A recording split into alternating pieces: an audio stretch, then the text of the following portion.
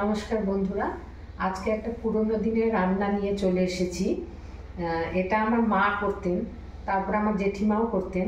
যাই হোক, অনেক আগে একবার করেছিলাম, আর অনেক দিন পর আজকে আবার এটা করছি। পুরনো দিনের রান্না তো সব কিছু হারিয়েই যাচ্ছে বলো।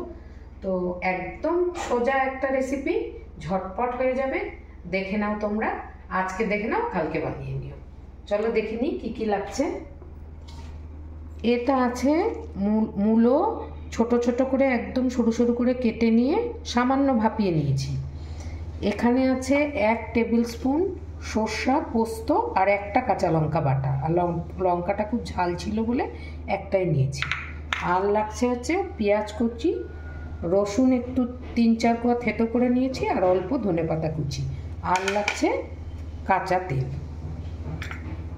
এবারে যা করতে হবে, প্রথমে এটাকে আমি হাত দিয়ে একটু চটকে নিচ্ছি মূলোটাকে।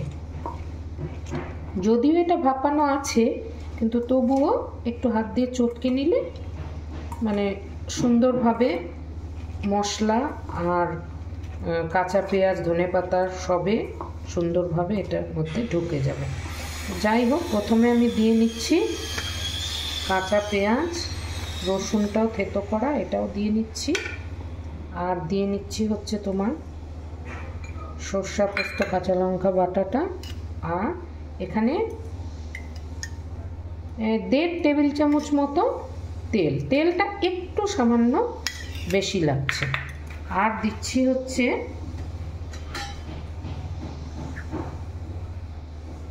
হলুদ আর নুন, এটা তো আন্দাজ মতো।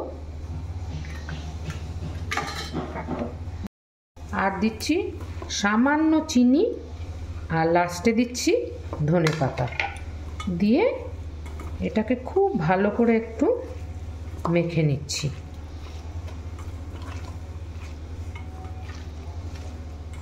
এবারে আর কিচ্ছু করতে হবে না, আমি এটাকে 15 মিনিট মতো একটু ভাপিয়ে মানে স্টিম করে নেব। একটা টিফিন বক্স নিয়েছি, এর মধ্যে এটাকে স্টিম করে নেব।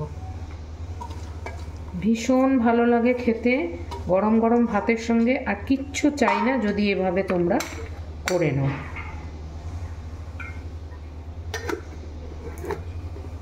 এবারে আর কিছু করতে হবে না, একদম স্টিমে বসিয়ে দিচ্ছি। 15 থেকে 20 মিনিট স্টিম করলেই রেডি হয়ে যাবে। রেডি হয়ে গেল মূলো পাতুরি।